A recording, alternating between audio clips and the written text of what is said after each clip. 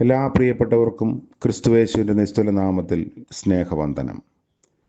ഇന്നത്തെ നമ്മുടെ ധ്യാനത്തിനായി 40-ാം സങ്കീർത്തനത്തിൻ്റെ 2-ാം വാക്യം. സങ്കീർത്തനം 40-2. നാശകരമായ കുഴിയിലും കുഴഞ്ഞ ചേറ്റിൽ നിന്നും അവൻ എന്നെ കയറ്റി.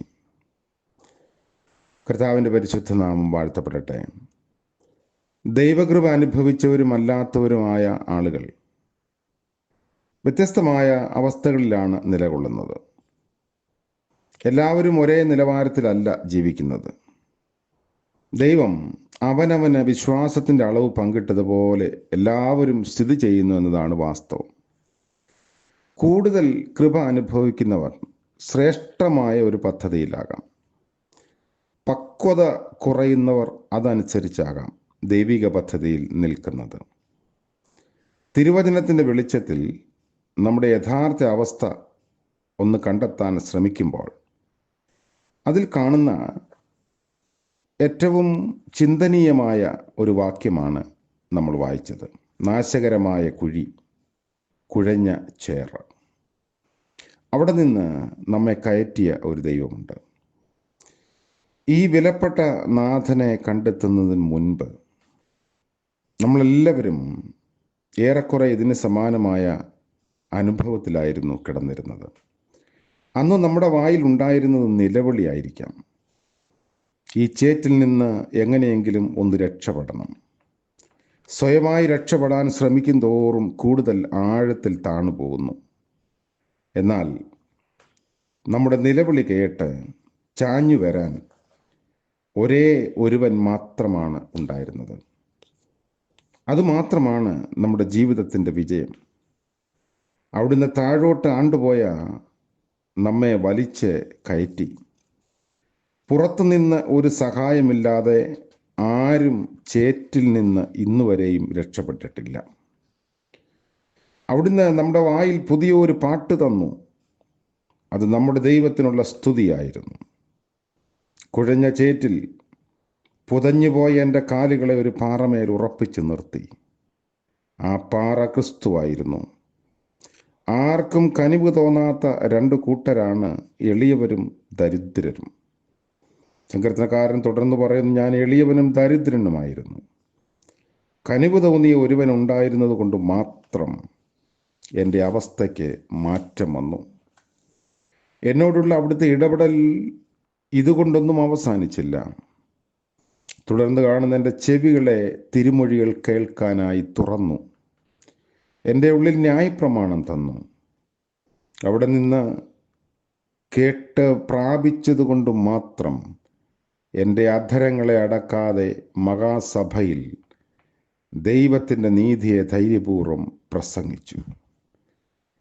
അപ്പോൾ നമ്മൾ അനുഭവിച്ചറിഞ്ഞതും രുചിച്ചറിഞ്ഞതുമായ ദയയും സത്യവും വിശ്വസ്തതയും രക്ഷയും പ്രസ്താവിക്കാൻ നമുക്ക് സാധിക്കുമോ എന്നതാണ് ചോദ്യം.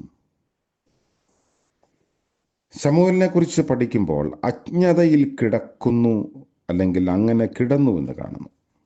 ശമൂവേൽ ദൈവത്തിൻ്റെ വിളക്ക് കെടുന്നതിന് മുൻപേ ചെന്ന് കിടന്നു. ശമൂവേൽ അന്നുവരെ യഹോവയെ അറിഞ്ഞിരുന്നില്ല. ശമൂവേൽ 3-ാം അധ്യായത്തിൻ്റെ 3 മുതലുള്ള വാക്യങ്ങളിൽ അത് നമുക്ക് കാണാം. ശമൂവേൽ അന്നുവരെ യഹോവയെ അറിഞ്ഞിരുന്നില്ല എന്നുള്ളത് അത്ഭുതമാണ്. അവൻ ജനിക്കുന്നതിന് മുൻപേ യഹോവയ്ക്കായി പ്രതിഷ്ഠിക്കപ്പെട്ടവനായിരുന്നു. മുലകുടി മാറിയപ്പോഴേ ദേവാലയത്തിൽ അവനെ കൊണ്ടുവിട്ടു. അന്നു മുതൽ എല്ലാ അനുഷ്ഠാനങ്ങളും യാഗങ്ങളും പാട്ടും ആരാധനയും കണ്ട് പ്രാർത്ഥനയുടെ അന്തരീക്ഷത്തിൽ ദിനംതോറും വസിച്ചവനാണ്. മന്ദിരത്തിൽ തന്നെ കിടന്നുറങ്ങിയവനുമാണ്. പക്ഷെ ദൈവം അവനെ വ്യക്തിപരമായി വിളിച്ചപ്പോൾ മാത്രമാണ് സംസാരിക്കുന്ന ജീവിക്കുന്ന ഒരു ദൈവമുണ്ടെന്ന് അവൻ ഗ്രഹിച്ചത്. അന്നുവരെ ദൈവത്തെ പറ്റിയുള്ള അജ്ഞതയിലാണ് അവൻ കിടന്നിരുന്നത്. ദൈവവിളിക്ക് പ്രതികരിച്ചപ്പോൾ അത് അനുഗ്രഹമായി മാറി. ഇന്നത്തെ കാലത്ത് എല്ലാവർക്കും എല്ലാ സാഹചര്യങ്ങളുമുണ്ട്. നമുക്ക് സോഷ്യൽ മീഡിയകളുണ്ട്. ഇതിലൂടെയൊക്കെ ധാരാളം പ്രസംഗങ്ങൾ കേൾക്കാനുള്ള സാഹചര്യങ്ങളുണ്ട്. ഒരു ദിനചര്യ പോലെ പ്രാർത്ഥനയും കൂട്ടായ്മയുമുണ്ട്. പക്ഷേ വ്യക്തിപരമായി ഈ ദൈവത്തെ നേരിട്ട് അറിഞ്ഞിട്ടില്ല എന്നത് ഒരു വാസ്തവമായിരിക്കാം. ആ അറിവാണ് രൂപാന്തരപ്പെടുത്തുന്ന അറിവ്. നമ്മിൽ പലരും ദൈവിക സാഹചര്യങ്ങൾ ധാരാളം ഉണ്ടായിട്ടും ഒരു പക്ഷെങ്കിൽ അജ്ഞതയിലാവാം കിടക്കുന്നത്. ഇന്ന് നമ്മുടെ ദൈവം മുൻകൈയെടുത്ത് ഹൃദയവാതിലിൽ മുട്ടിക്കൊണ്ടേയിരിക്കുന്നു. പ്രതികരിക്കാമോ എന്നതാണ് ചോദ്യം. ദൈവ വിളിക്ക് മുൻപിൽ പ്രതികരിക്കുന്നുവെങ്കിൽ നമ്മുടെ ജീവിതം നിശ്ചയമായും അത്ഭുതകരമായി മാറും. ദൈവം തൻ്റെ കരങ്ങളിൽ നമ്മളെ ഉപയോഗിക്കും. പ്രായഭേദമൊന്നും അതിന് തടസ്സമല്ല. അതുകൊണ്ട് ദൈവ വിളിക്ക് മുൻപിൽ പ്രതികരിപ്പാൻ നമ്മെല്ലാവരും ബലപ്പെടുത്തണമേ എന്ന പ്രാർത്ഥനയോടെ ഇന്നത്തെ പകലിലേക്ക് പ്രവേശിക്കാം, പ്രാർത്ഥിക്കാം. കരുണ നിറഞ്ഞ ഞങ്ങളുടെ വാഴ്ത്തപ്പെട്ട കർത്താവേ, മനോഹരമായ മറ്റൊരു പ്രഭാതം കൂടെ ദാനമായി നൽകിയതോർത്ത് സ്തോത്രം. ഞങ്ങളുടെ അവസ്ഥകളെ മാറ്റി ചേറിൽ നിന്ന് കരം പിടിച്ചുയർത്തിയ ദൈവത്തിന് സ്തോത്രം.